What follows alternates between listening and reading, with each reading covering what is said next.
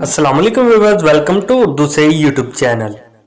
Like the video, subscribe my channel and press the bell icon to get notified. नाम है मुबर्रा।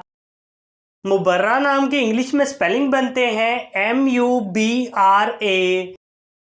मुबर्रा नाम का इस्तेमाल लड़कियों के नामों में होता है। मुबर्रा नाम लड़कियों के लिए मखसूस है। मुबर्रा नाम का मजहब मुस्लिम है। मुबर्रा नाम के मायनी हैं पाक, बेऐब। मुबर्रा नाम के इंग्लिश में 5 हरूफ हैं और ये एक लफ्ज़ है। 5 वर्ड्स एंड 1 लेटर।